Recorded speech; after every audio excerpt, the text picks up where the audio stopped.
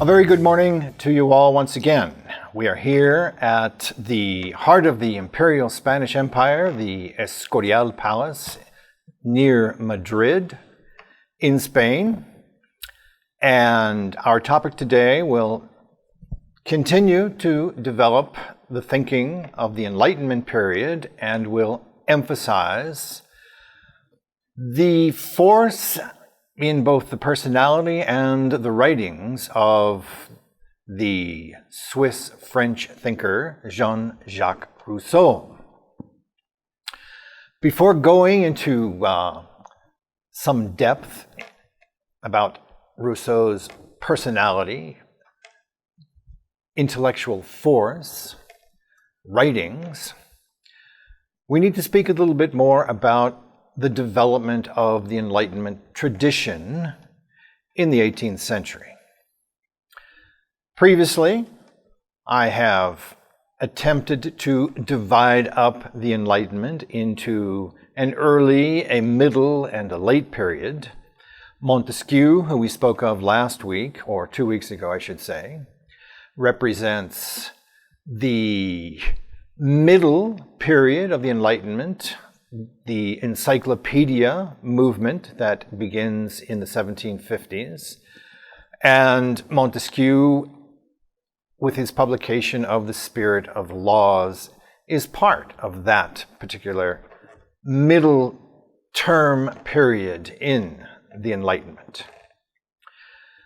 The Enlightenment has emphasized reason, and we have spoken repeatedly about reason's force as what drives intellectual considerations in the 18th century. When we come to Rousseau, however, we find someone who, according to one particular academic, someone who writes with a different style, a different color of ink.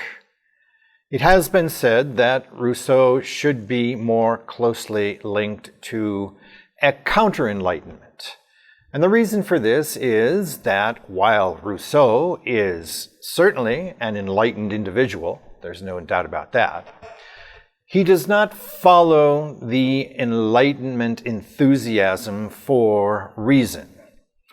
Rousseau is more closely associated with the idea of unreason, of passions, of emotions, of these kinds of human instincts as more true to discovering the way forward in life, the way forward for society, than reason. And for that, Rousseau is often put into a category by himself. So we can think of Rousseau as being part of the late Enlightenment, while he makes his principal contributions, his most important contributions, in the middle period, in the 1750s and in the 1760s. Before going into these works by Rousseau, I want to identify for you what are considered to be the three great intellectual forces that drive Enlightenment thinking, the Enlightenment critique of existing thought, of existing society. And it's important to understand these three forces because Rousseau will come up against them as well and drive the conversation in a different direction. And all of this takes place in the years immediately preceding the outbreak of the French Revolution in 1789. The first great intellectual initiative undertaken by Enlightenment figures, those specifically associated with what is called the radical Enlightenment, Voltaire, I've mentioned before, would be the best example of this radical Enlightenment. The instinct of this first intellectual force is anti-ecclesiastical. And it's important to make a distinction between what is anti-ecclesiastical and what is anti religion. Voltaire makes this distinction clearly when he develops his thoughts about deism, the idea that, yes, there is a God, a providential first initiator who created the earth, the universe, mankind, the planet, all of its creatures and resources. But Rousseau's God is not an intervening God. He doesn't follow up on his initial work. From the initial Big Bang that set the earth, the universe, mankind in motion, God has stood back and let the forces of nature take or drive the course of human history, natural history. This is deism, deísmo, we say in Spanish. Voltaire then believes that nature is the driving force of reason, and thinks that religion is an important institution in the human world, in human history, in the institutions that humans or humanity has developed. Rousseau is very clear, not Rousseau, but Voltaire is very clear in saying that religion for the masses is a very good thing. Voltaire wants the people to be religious.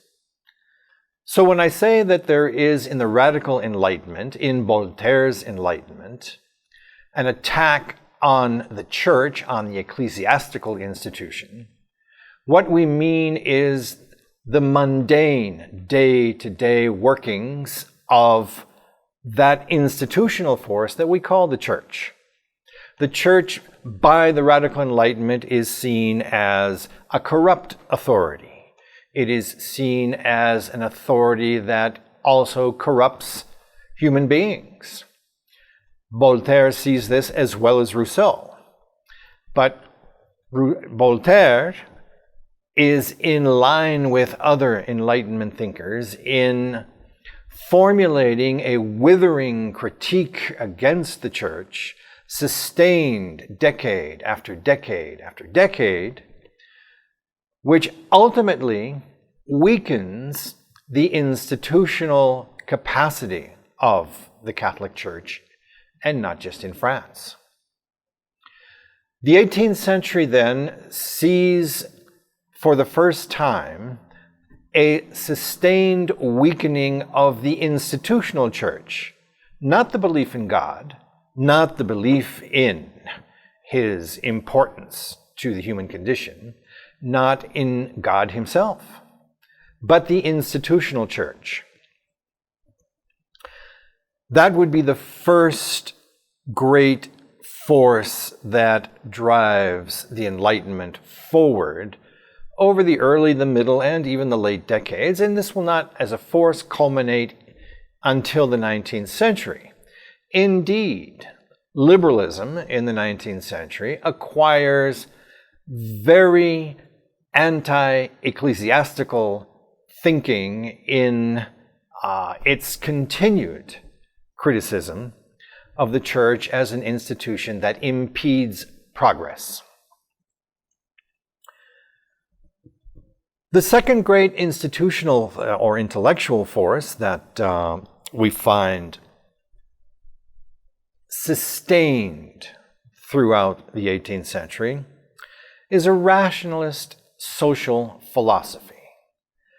I've spoken of this before. I don't think I need to go into any kind of great detail to consolidate the principle of rationalism in social philosophy, but its application is even more intense as we move through the 18th century.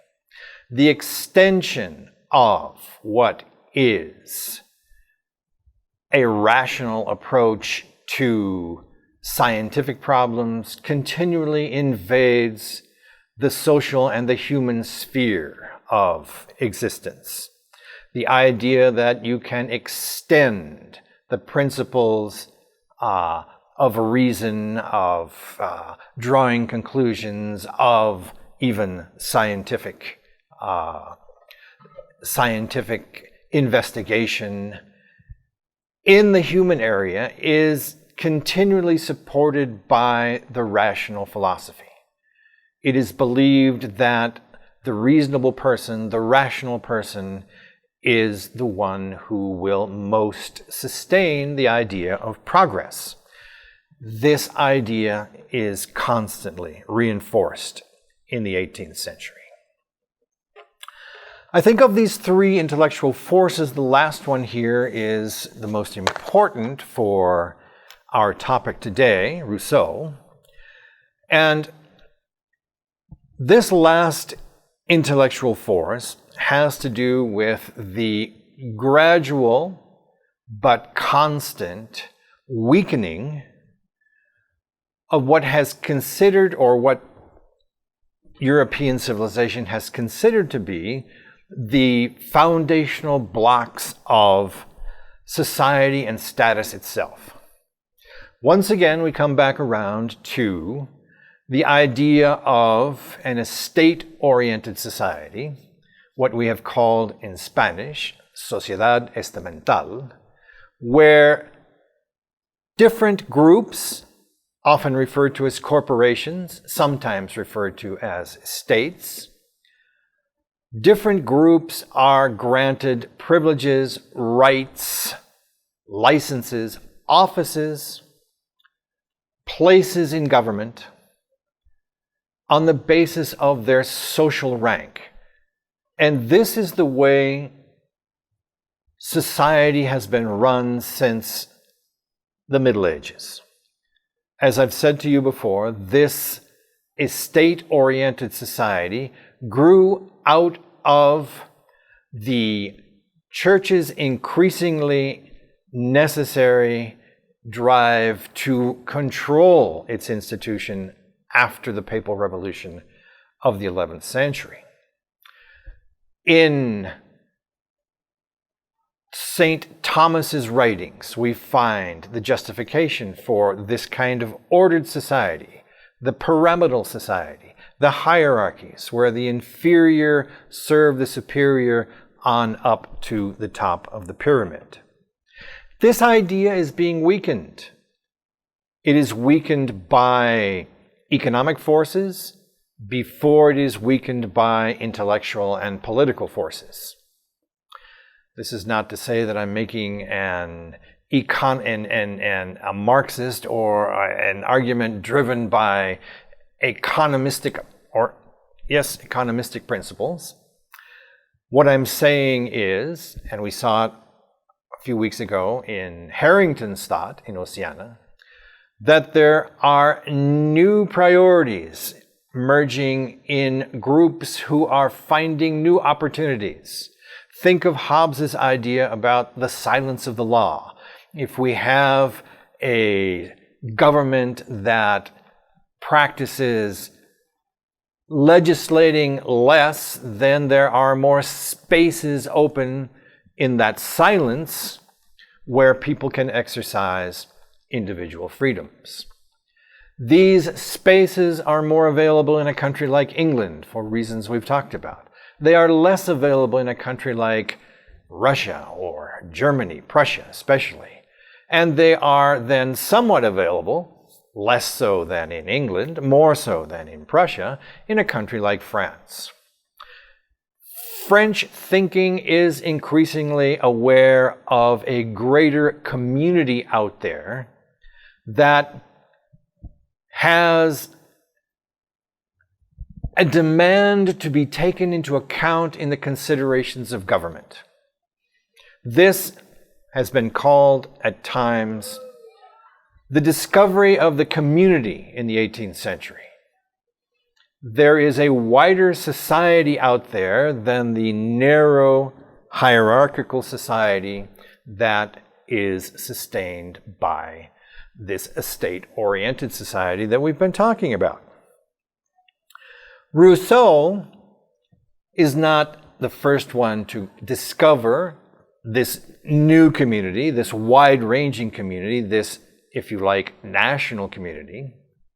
But his argument is going to be an argument that will weaken the bonds that maintain the former hierarchical arrangements of the estate-oriented society. This is an interesting insight, and it's an important one to acquire if you're going to understand the force of Rousseau. Once again, to contrast Rousseau with other thinkers like Voltaire, who we've mentioned, like Montesquieu, who we've studied, even like Hume over in the Scottish Enlightenment, although there are certain similarities between what drives Rousseau's thinking and what drives Hume's thinking. They are both great skeptics, but their skepticism emphasizes different areas of the human condition in the 18th century. In the case of Voltaire and Montesquieu, to just take the two most immediate examples, both Voltaire and Montesquieu are part of the aristocratic tradition of this hierarchical society. In spite of Montesquieu's Republican thinking, in spite of his questioning of the universal application of reason in the spirit of the laws, in spite of Voltaire's emphasis on toleration and emphasis on deism and the responsibility of human beings for resolving their human condition on the basis of reason, being nature, neither Voltaire nor Montesquieu go as far as Rousseau in the critique of an aristocratic or aristocratically organized society. Voltaire is a frustrated aristocrat himself. Voltaire is very much interested in being given a noble title. Voltaire is at home discussing abstract ideas, Enlightenment ideas, in the salons that are sponsored by aristocratic Parisian society. Montesquieu, he's an aristocrat himself, although he has questioned the logic of continuing to serve in the aristocratic Senate in his hometown in southern France. He never turns his back on what is his aristocratic tradition. Rousseau, on the other hand, totally different. Rousseau is uncomfortable in the presence of his aristocrats.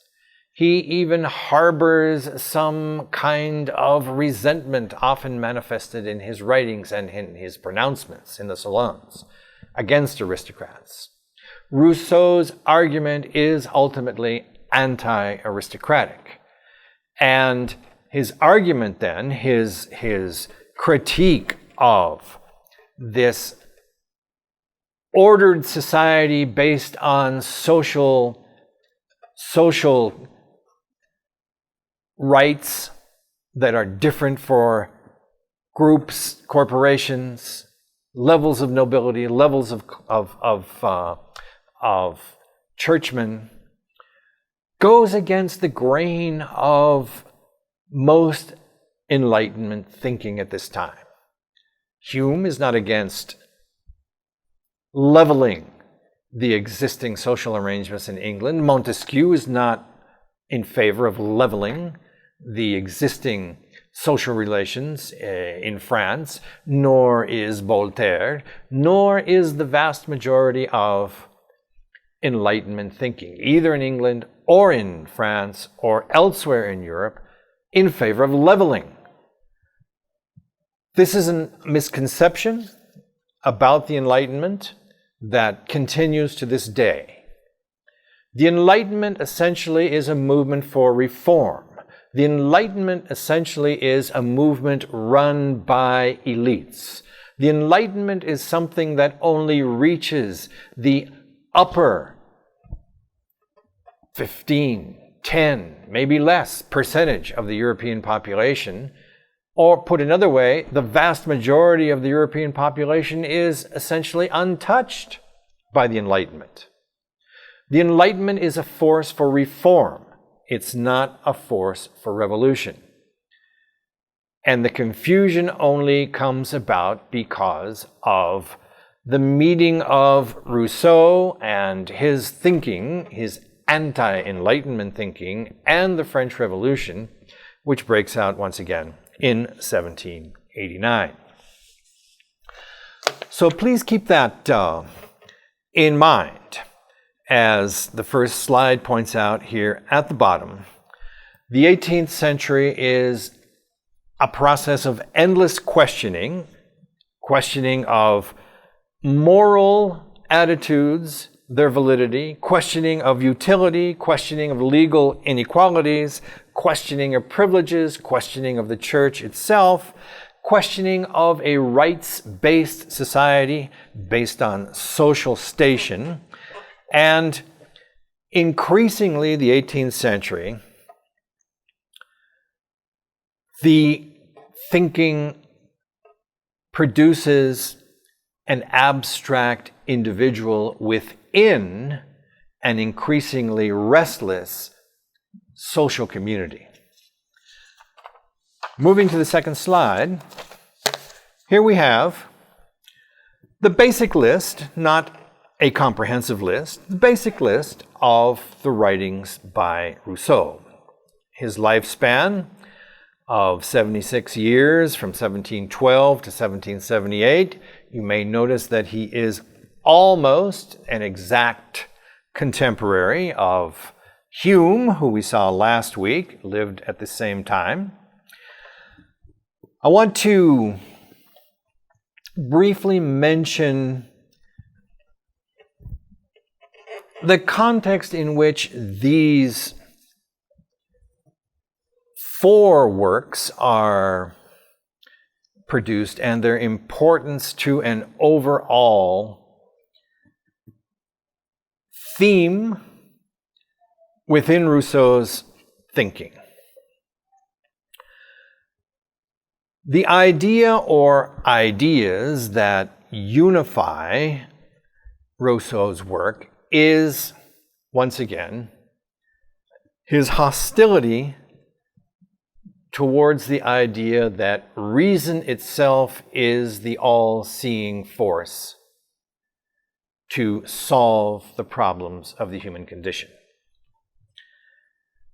Closely associated with that idea is Rousseau's hostility also to the idea of progress. And this is a dicey proposition in the 18th century as much as it is today. You could only imagine, for example, how most Guatemalans would respond to a political program or a political campaign or any political candidate who got out there and said, look, you are deceived by the idea of progress. Progress is an illusion. Progress has only made man less amenable to his natural human condition. Progress is a false god.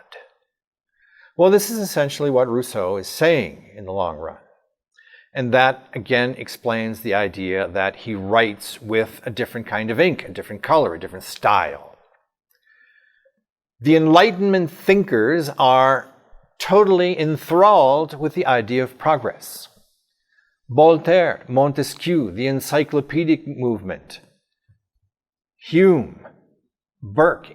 Hume, even in his skepticism, is not one to throw down the gauntlet to the idea of progress.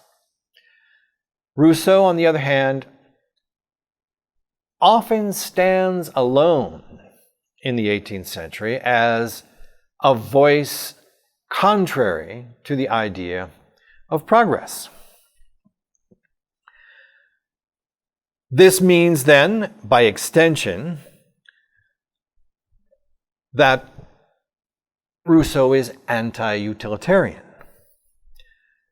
and is going to use his considerable intellectual resources to denounce modernity, to denounce the idea that the scientific revolution of the 17th century, the age of reason, the advances made in technology, in areas like chemistry and in areas like mathematics and the other important scientific breakthroughs that are part of the 17th and 18th century, for Rousseau, only hold out false hope for human salvation.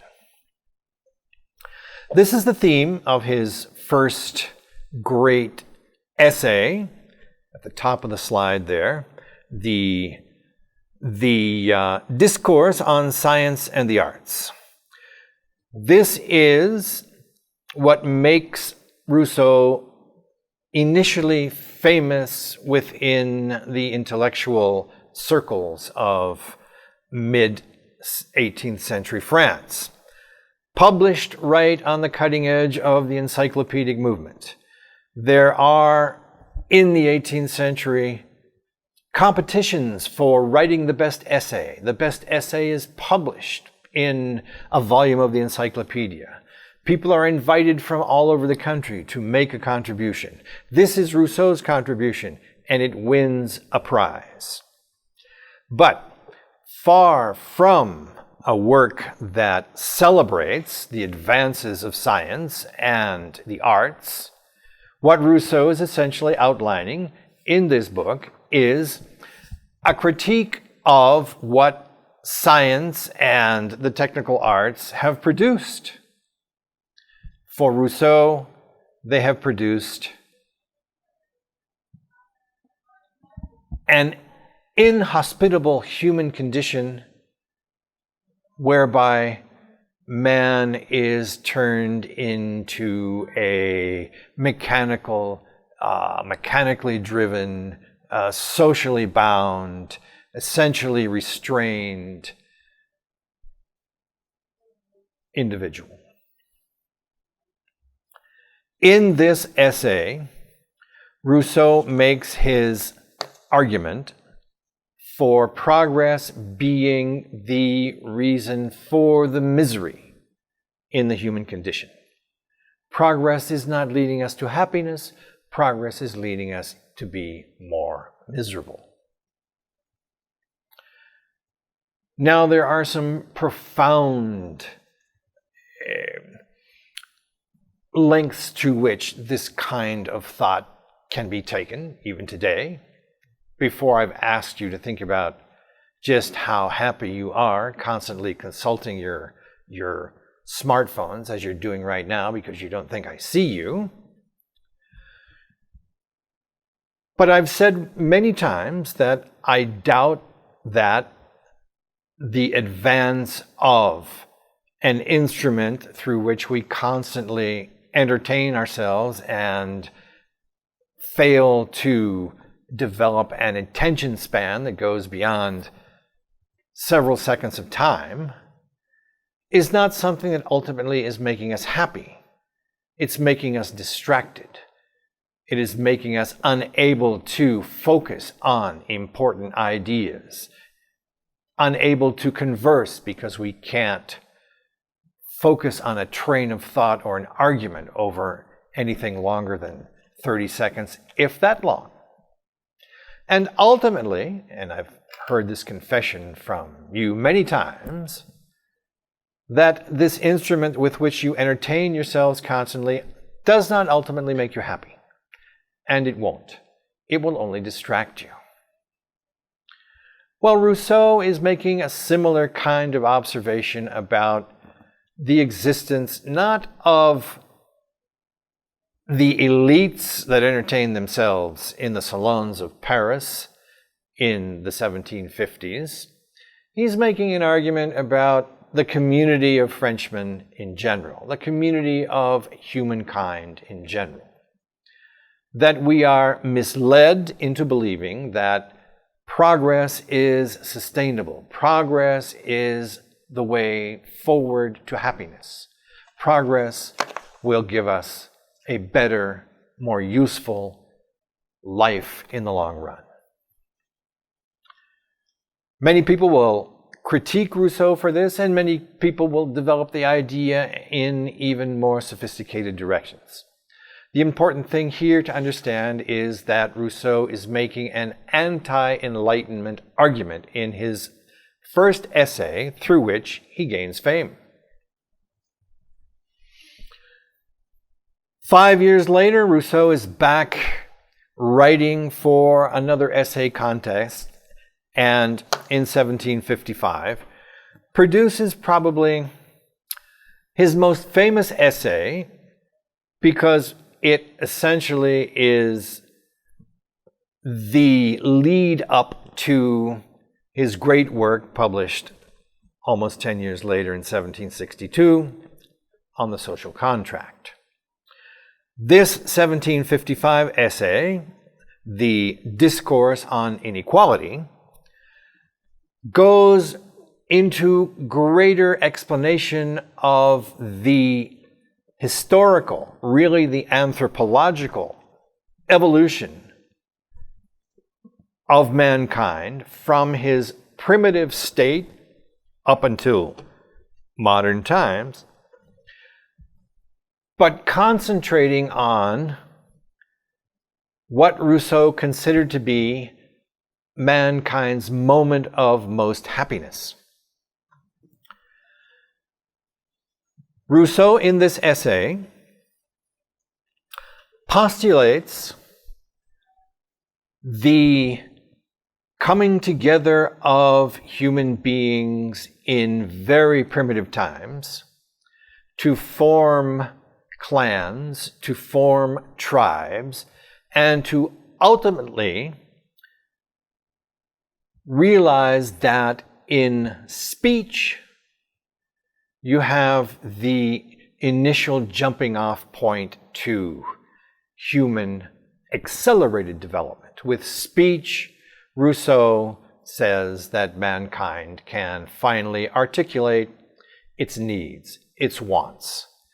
And with speech, then, part of the human condition, he begins to trace the development of, again, what he considered to be the miserable condition of humankind as a result of the continued technological development of resources, of bounty, of property, of all of those things that we think make us happy today, and for Rousseau is only the source of our misery. In this essay, Rousseau says that mankind's happiest moment occurs at the stage where clans and tribes have come together to form a basic producing unit that gives everybody the basic necessities of life. He calls this state Arcadia. Arcadia is that primitive human being, family, tribe existence whereby everybody cooperates naturally to produce the essential sustenance of life.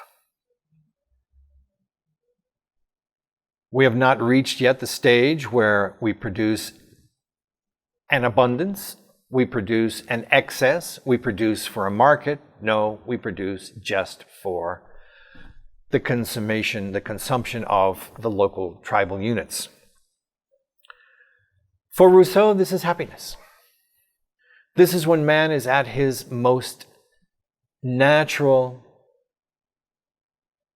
maybe even enlightened state, although it is a primitive kind of enlightenment for Rousseau. Many have taken Rousseau too literally because this is essentially Rousseau's effort at hyperbole. He's trying to illustrate the evils of civilization, war, famine, pestilence, early and brutal death. There is even a sniff of the Hobbesian world of fear and anxiety that is driving the human condition of Rousseau's contemporary world, the world of the 18th century Enlightenment. But Rousseau places the emphasis differently than Hobbes, because in Rousseau, in a natural state, before the clans and tribes, then maybe there was this primitive inclination towards violence. But that for Rousseau is not the ultimate Arcadian state.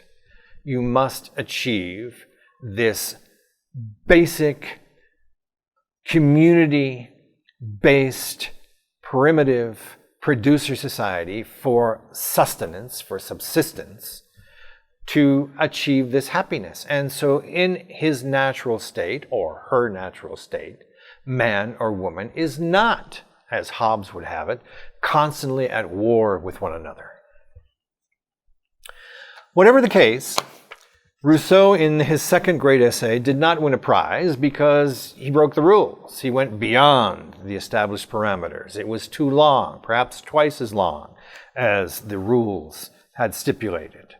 So Rousseau moves on and begins that long process of reflection that leads him into the salon society of 18th century Paris, and where he builds on the ideas in these two essays, confronts other Enlightenment thinkers in the environment, the intellectual fireworks of these salon environments, and begins to have a name for himself.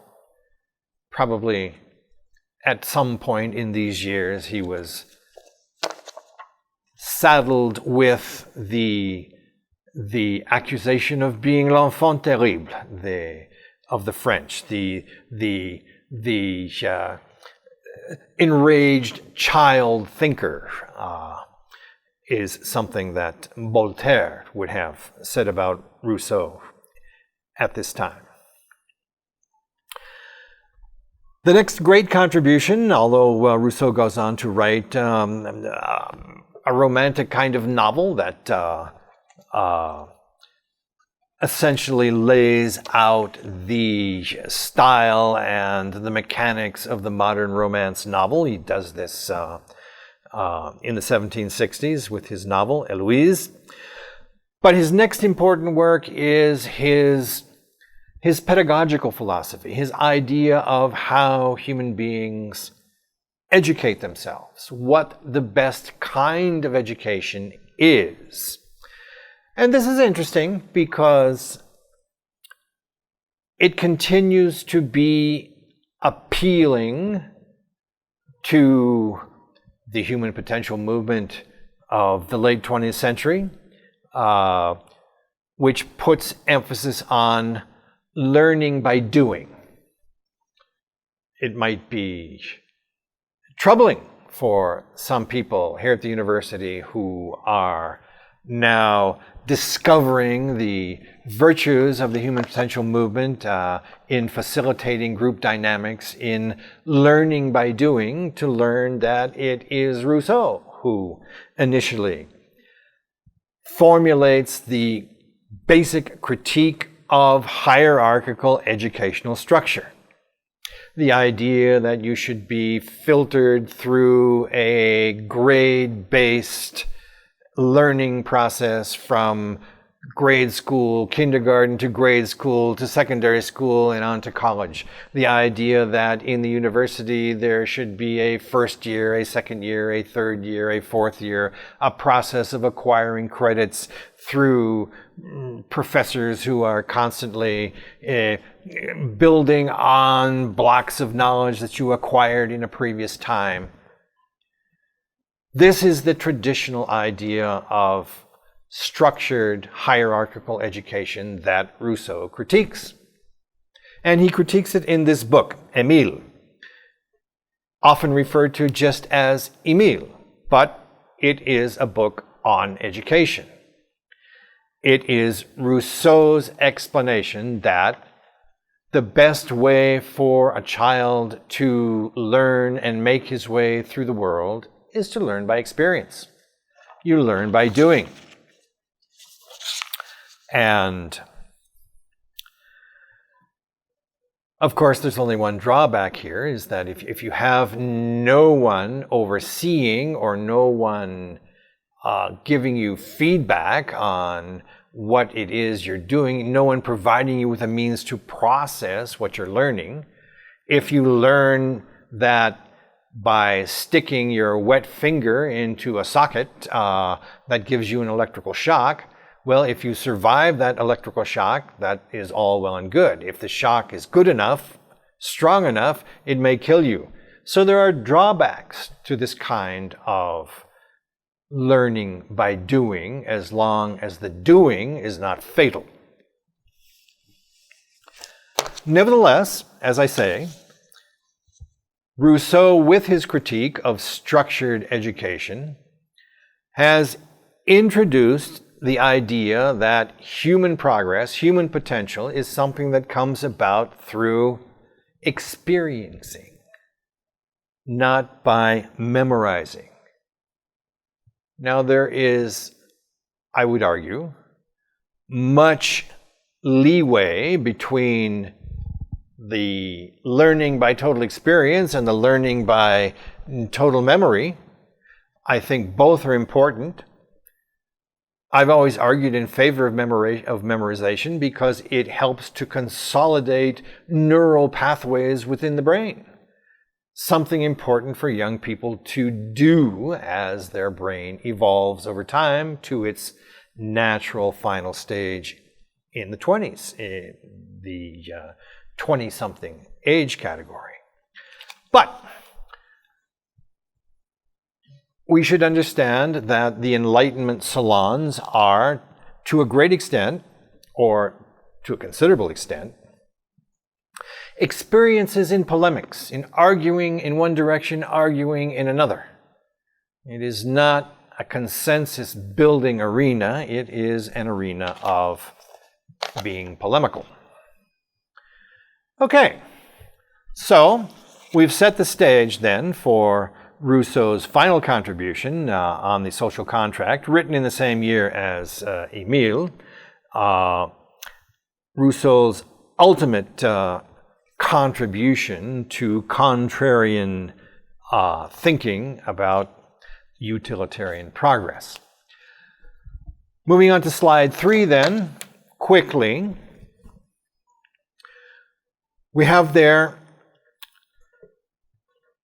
an effort to identify a time of transition.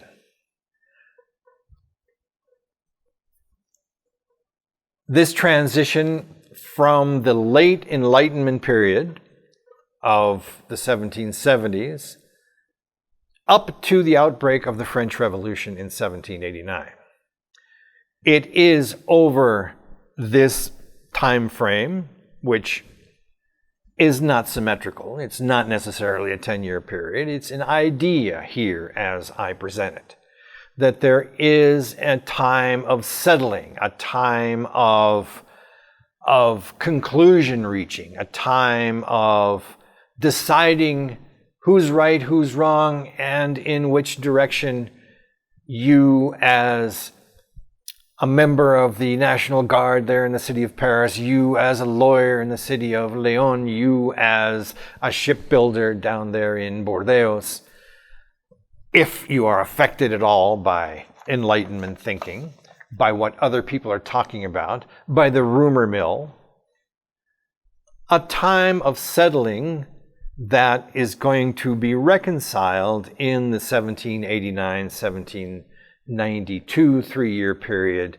when the French Revolution goes from a moderate effort to reform the king's authority and constitutionalize it to a republic that eliminates the king altogether and ultimately executes him.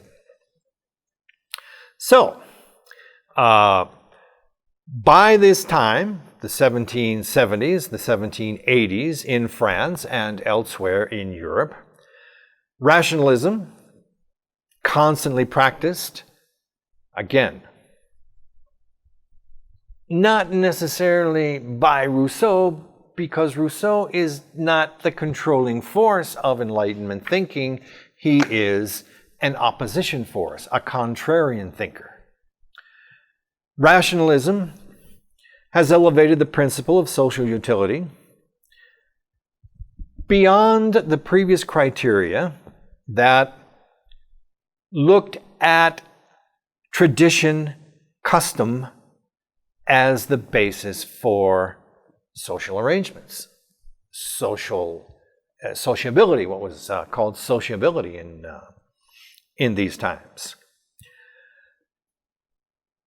Let's take a second to make sure we understand this, because here we have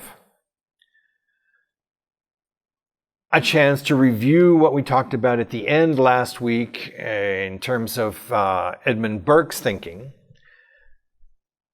And we can point out two radically opposing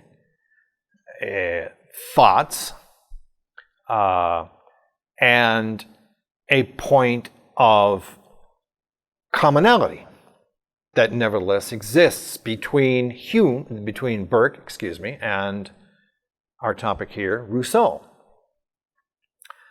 The point of commonality is that both Burke and Rousseau are important forces of reflection for taking into account, as I said before, the greater community of the political body. Rousseau has discovered that there is a whole nation of people out there in France, most of whom have very little to do with the way the country works, with the attention given to them, with their human condition. He sees them as miserably excluded from the national conversation, from the national body politic, which is the way it's always been, of course. A state-oriented society has created this hierarchy where the vast masses of people are on the bottom and they have very little say in what goes on. Rousseau is essentially saying that it's time to change that. Burke hasn't really discovered this community in the same way that Rousseau has, but Burke is aware that there is a greater community of Englishmen, the body politic, which for Burke is the essence of the national idea. Burke is a great believer in community, in the greater community, the community of all. Burke sees human society as a process that extends over generations, where one generation as a community is responsible to the generation that follows, is responsible for providing the stability to allow the following generation to take its place, to thrive, to prosper. And by the same token, Burke thinks that the existing generation has an obligation to the prior generation, that there is a bond that transcends generation to generation. So there's a responsibility over time. And this Burke refers to as an institutional process. Burke sees institutions as the patterns of behavior, of conduct, of expectations that have grown up over time and do not easily change from one generation to the next. For Burke, an institution is not just a physical and legal entity like the Parliament, for example, or the Crown of England. For Burke, an institution is, and this is a legitimate definition even today of what an institution is, institutions exist in patterns of conduct, traditions, social mores. What kinds of human behavior produce feelings of shame in the individual? Shame being one of the driving forces of social control in traditional society. Burke clearly sees this. And for Burke, these social mores, what Montesquieu called mœurs, are the essence of reason in traditional society.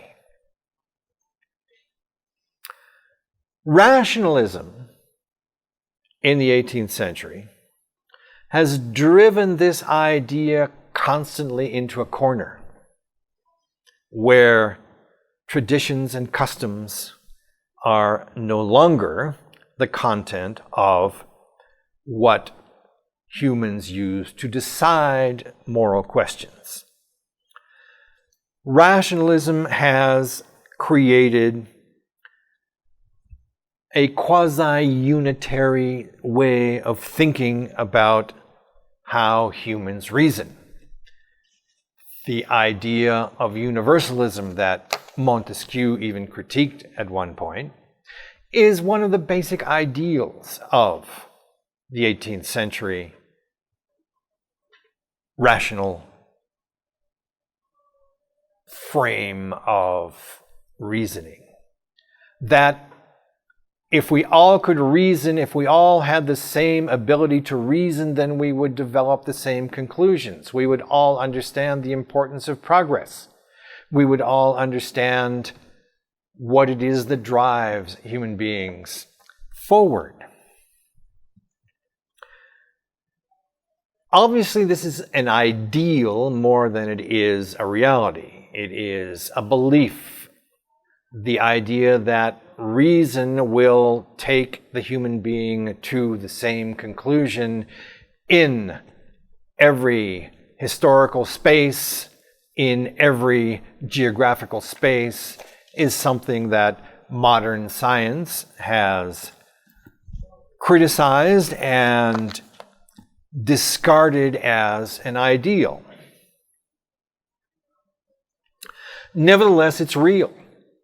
This is the result of the age of reason before the French Revolution breaks out. What I mentioned before, the decadence of religious authority. The decadence of religious authority, this constant attacking of the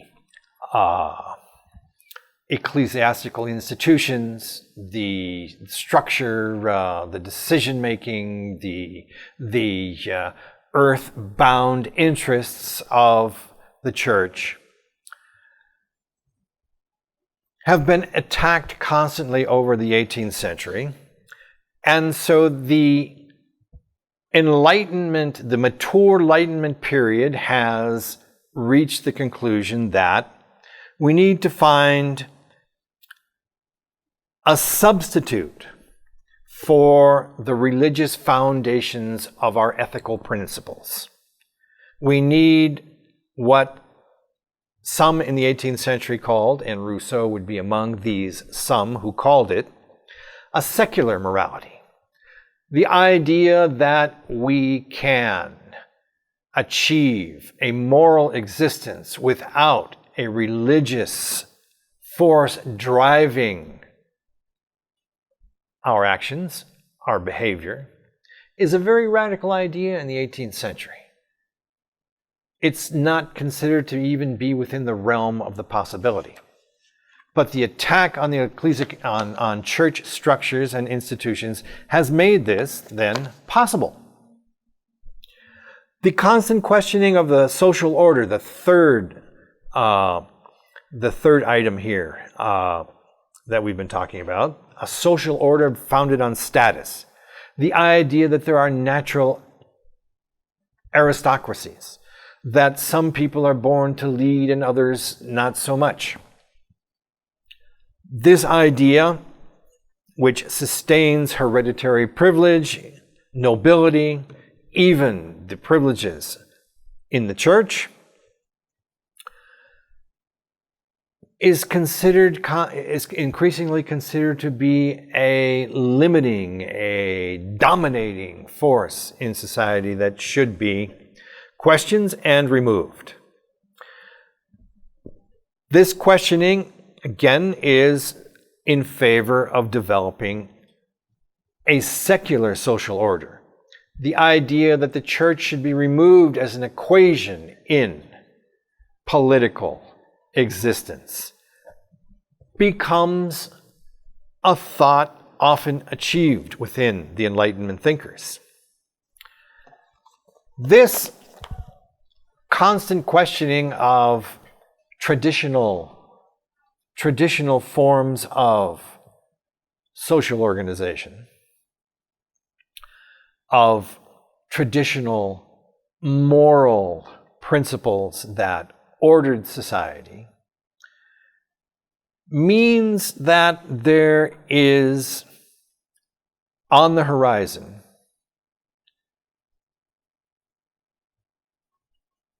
the possibility of removing a corporate organization, a society based on estate rights, rights that are given out to groups rather than individuals.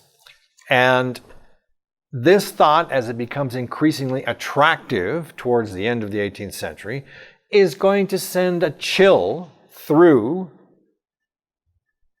many of the European traditional monarchies, the patrimonial monarchies, monarchies that, as all monarchies were, I've made this point before, monarchies that are accustomed to, by the grace of the king and God, giving privileges, giving enrichment opportunities, giving stipends, giving titles, giving office to different corporations based on their perceived merit.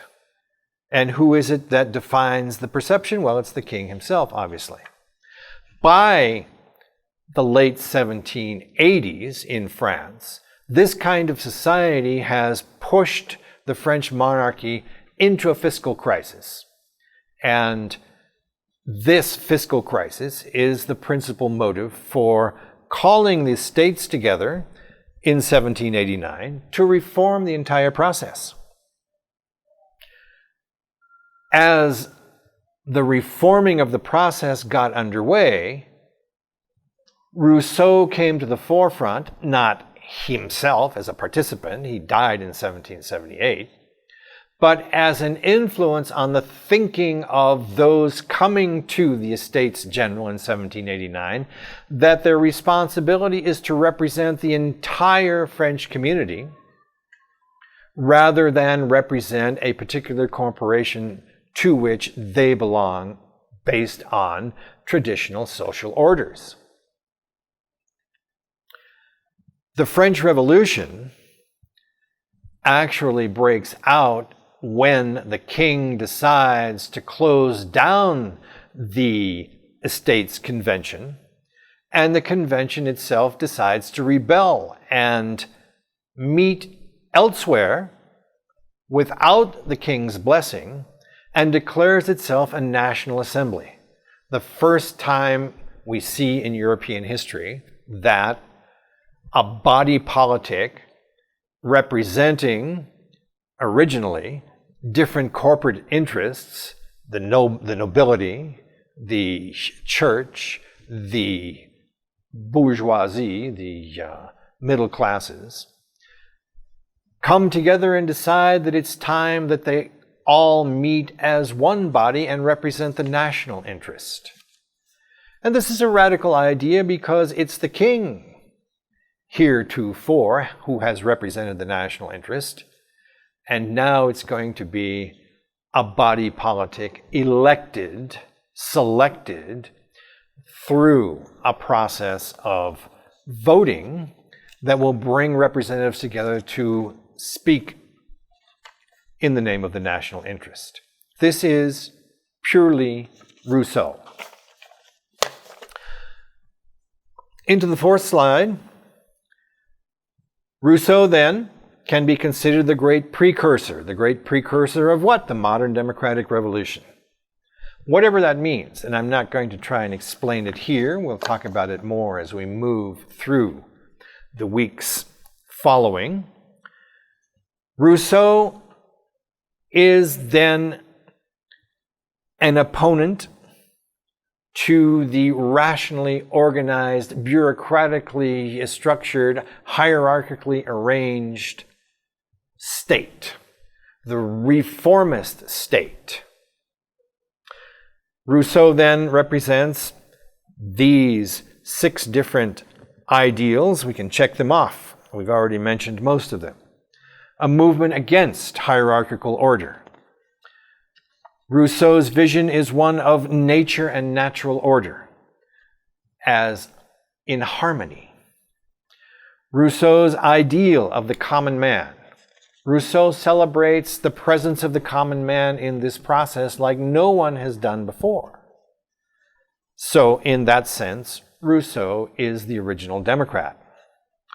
Rousseau develops this ideal of the noble human being who emerges from a noble, idealistic but noble original state to be corrupted by civilization.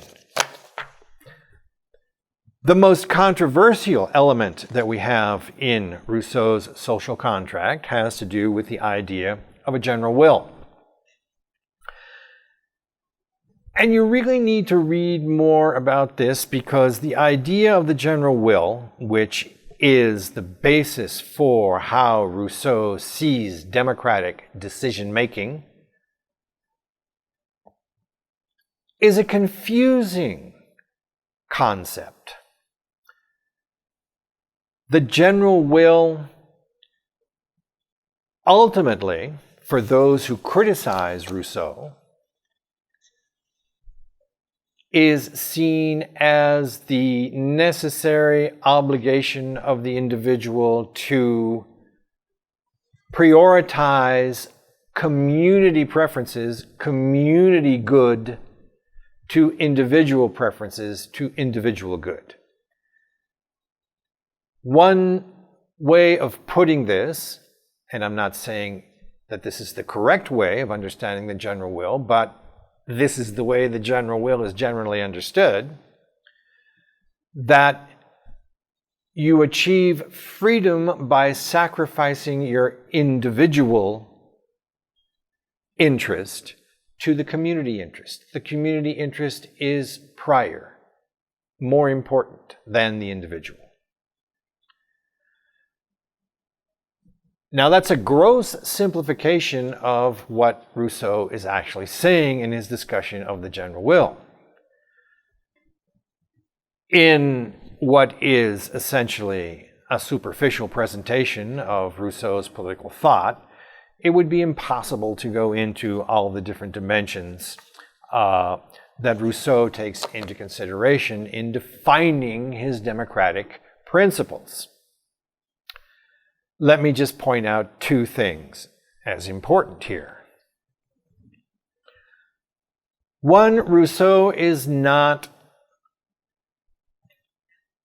suggesting that his political formula are for great territorial states like France.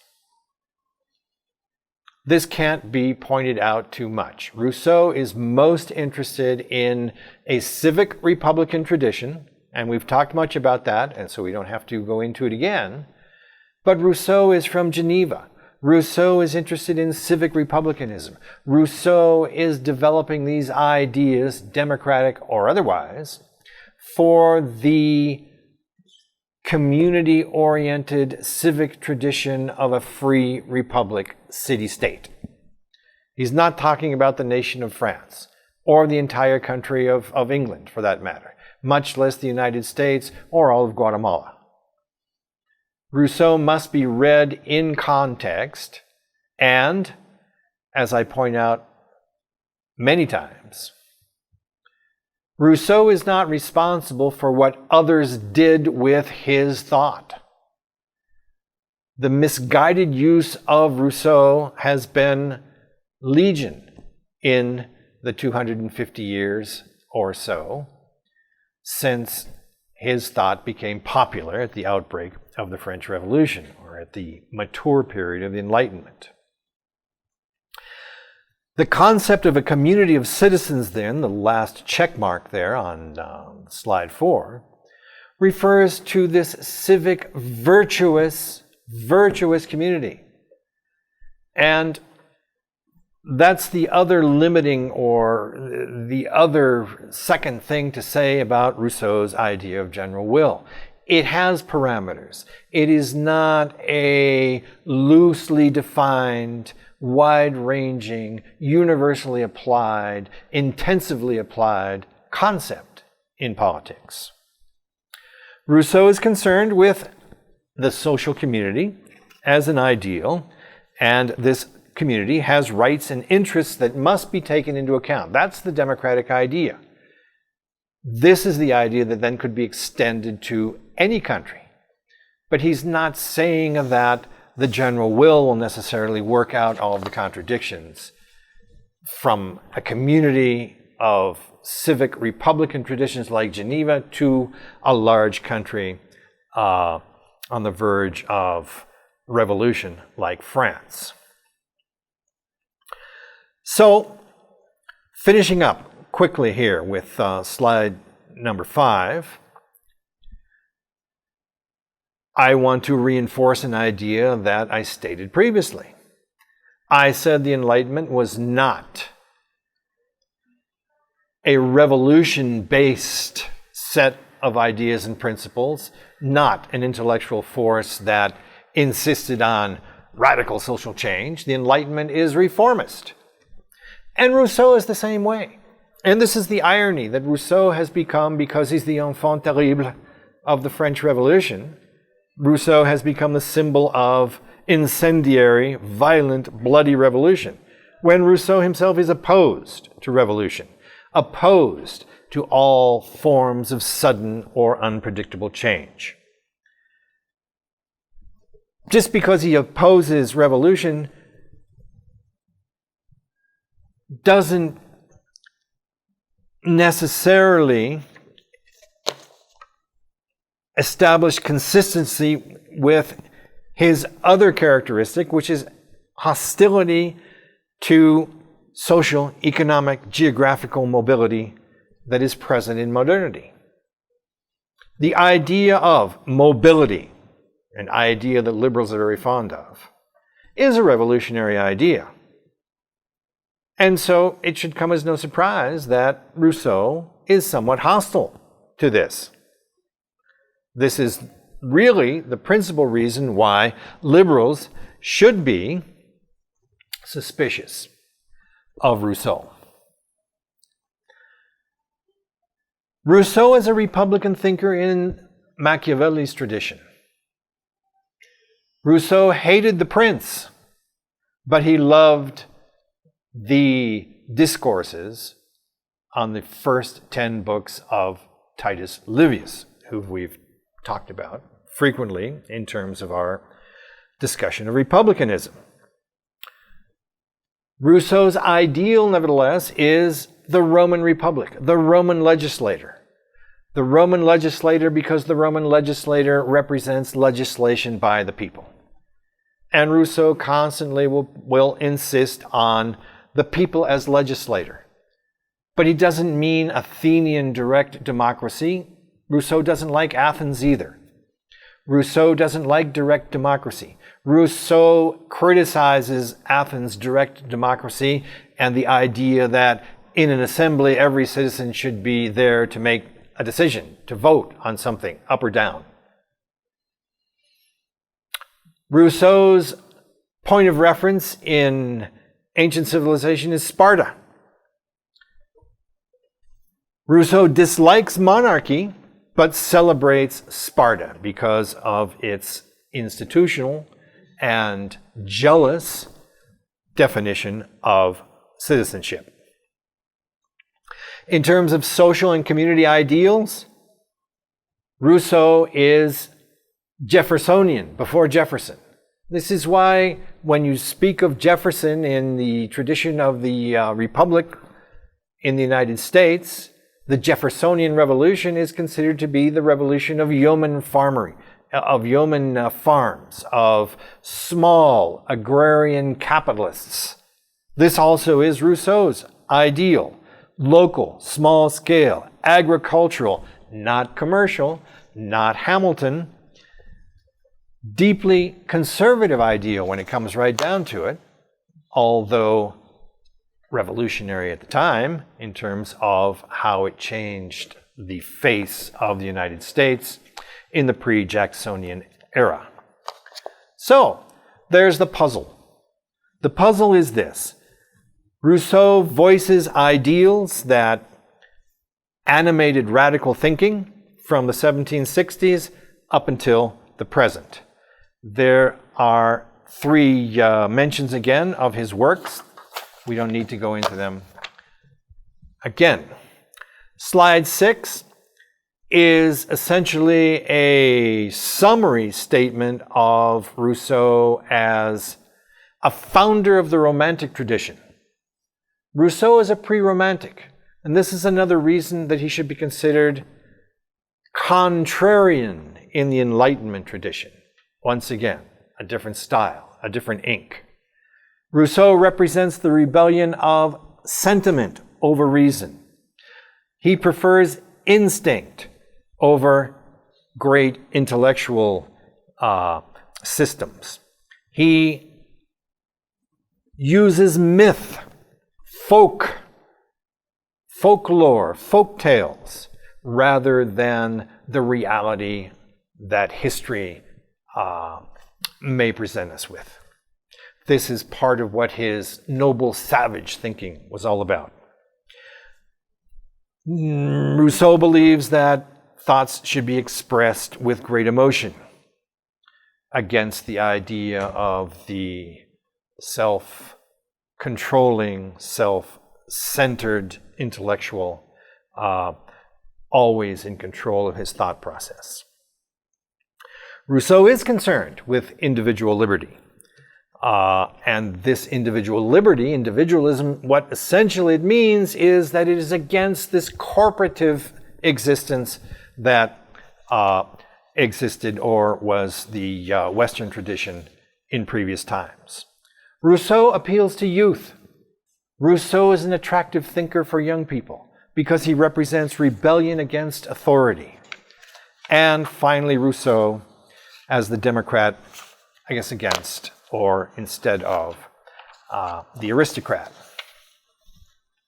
I'm going to leave the last two slides for you to consider. That's mostly have to do with ideas in the social contract, and maybe you'll be able to go into these in your Socratic classes with Danny on Thursday. I want to leave you nevertheless with what is the central truth that we have in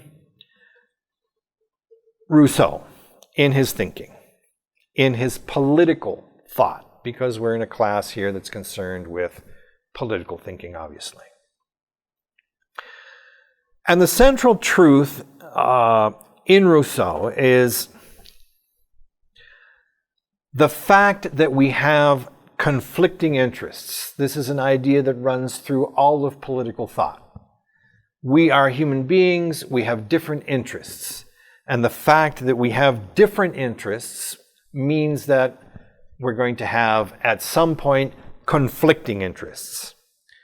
Rousseau says the fact that we have conflicting interests makes politics possible. Makes politics, I should say, the alarm threw me off here, makes politics necessary. I repeat.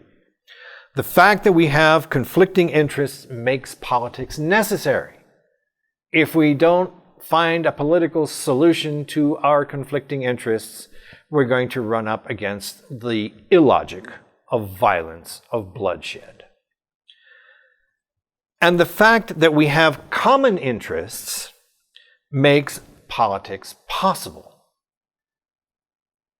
I'll say it again because it's worth reflecting on. The fact that we have conflicting interests makes politics necessary.